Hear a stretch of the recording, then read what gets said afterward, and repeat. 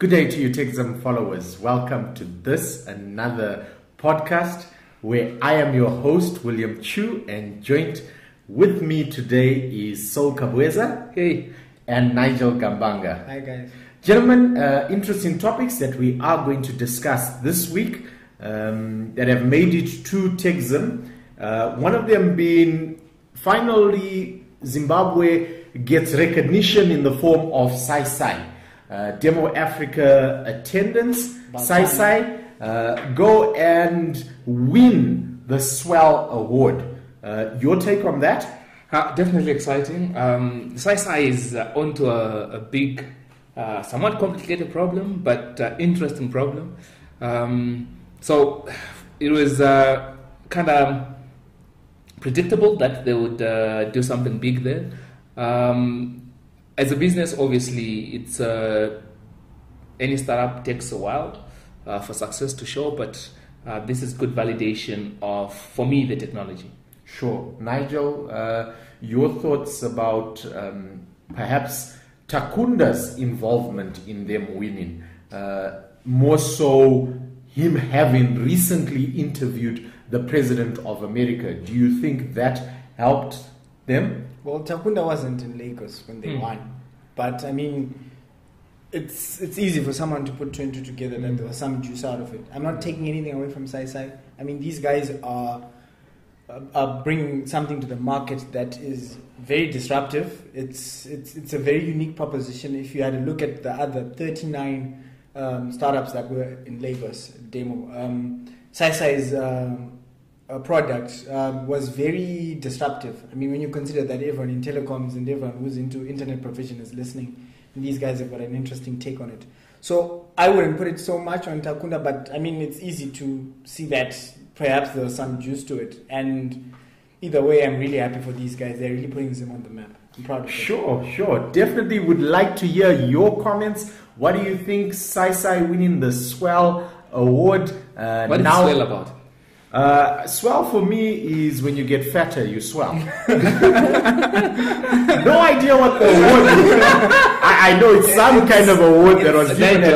You did some homework on that. Yeah, well, Swell is I wouldn't call it a consortium, but it's a society or a setup or an incubation hub, as it were, that put together a fund that is directed at improving or increasing the chances of startup ideas to be spread to emerging markets and the rest of the world. So the award is given to startup ideas or concepts that are likely to have a lot of resonance in particular markets, such as SciSci's product and service. Definitely. And part of what SciSci gets is they get to be part of an incubation program. They're going to Silicon Valley.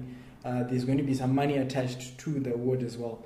So it's not just something honorary. Sure. I mean, it's a game changer, definitely. So it's something to be proud of. Yeah. Well, congratulations to SciSci.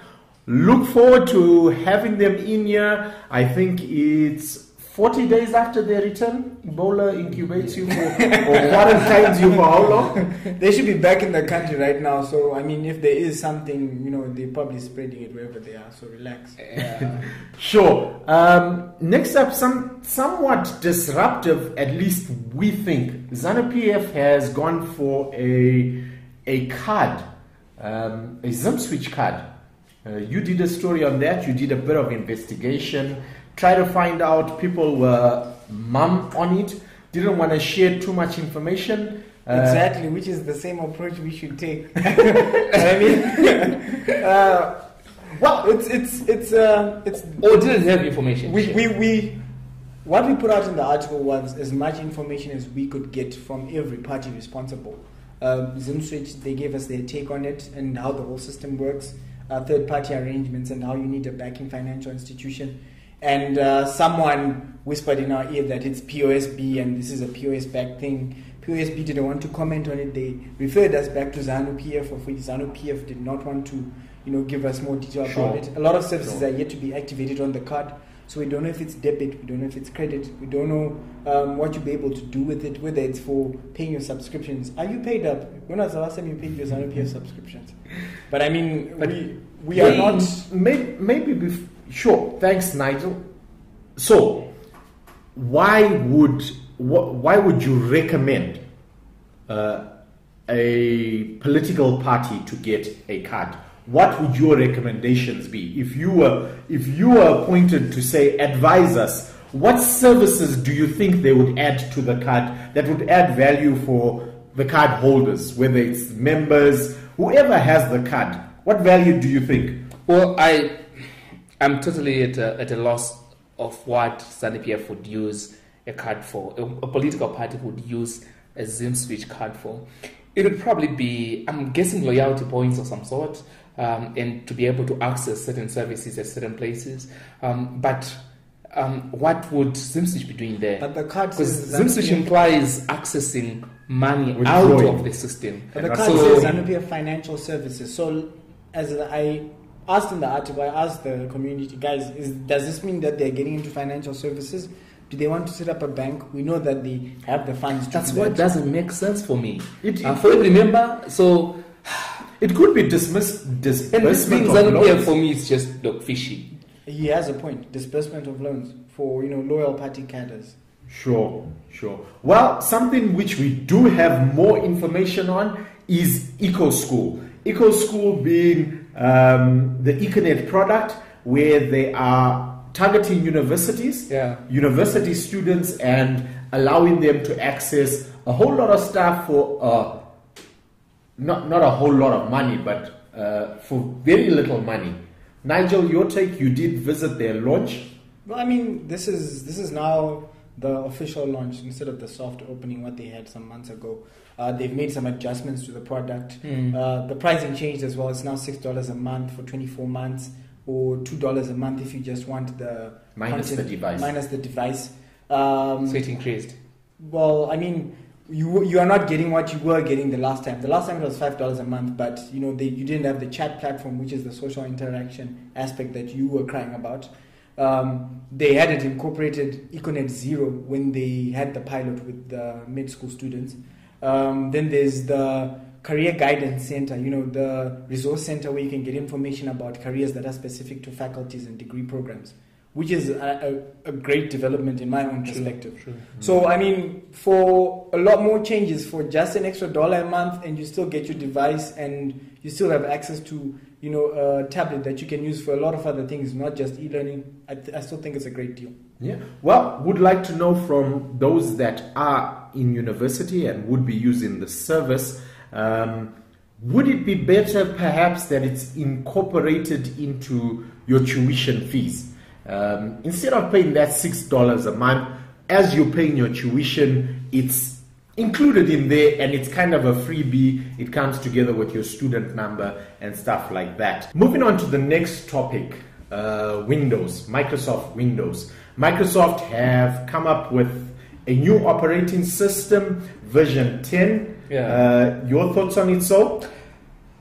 So 10 is a funny one. It's a jump, of course, from 8.1, which is meant to make it look like a huge jump. Like, we skipped 9 because that's how big a difference it is. In reality, when you look at Windows 7, which I just ditched, by the way, it's a move back to Windows 7 because everyone was complaining, I can't find my start menu, I can't find this, I can't find this. For me, I'm glad I moved away from Microsoft. I'm using Ubuntu now and happy. Microsoft needs to think more in the Chromebook terms. Sure. It's the internet now. Yeah. Windows 7 and Windows 2000 are not much different. They're all running the operating system and running apps on the desktop. Windows 8 was an improvement, albeit a wrong one, but one in the right direction. Somewhat mixed up, they can't find their space, but definitely for me, moving back to 7 is a complete no-no, and I'm glad I'm not using Microsoft Windows anymore. Taking into consideration what he said and our limited internet accessibility on this end, would you think cloud-based is the way to go for Zimbabwean users? Well, I mean, eventually everyone is going to have to adopt it and embrace it. Yeah. But coming back to your point of, these guys are taking us back to 7. Local users and a lot of other users alike, not only in Zimbabwe, are going to be thrilled by the fact that it's something they're more comfortable with in terms of UI. A lot of things were scary about 8, if you remember. I can't find my button, I can't do this, this is only for touch screen and not for my usual desktop experience. They've tried to make something that cuts across all devices, all platforms. So it's a great thing. So we have to give them points. Great. No. That's subjectable. Would like to hear from you, viewers and listeners. Definitely, what are your thoughts on Windows 10? We have posted an article. Go through and have a look at it. Gentlemen, the big one, the parting shot, Startup Challenge. We've closed applications. We have reviewed them. We've been through them. Did an all-nighter recently, going through all the applications and pulling out the cream de la cream. Nigel. We'll only call them cream when they make it to the finals. So exactly, too early, but definitely it's a process we're looking forward to. It's an exciting process. So next week, 9 October, excited to do the semifinals. Let's meet the startups there. Definitely, viewers and listeners, we look forward to giving you more information on the ZOL Startup Challenge that is taking place. We're moving forward to our semifinal. We have stopped taking application. If you didn't get yours in, our apologies. See you next year. But definitely keep following the blog, www.techzim.co.zw. From myself, William Chu, Sol Kabweza, and Nigel Gambanga. Cheers, guys. It's a good day.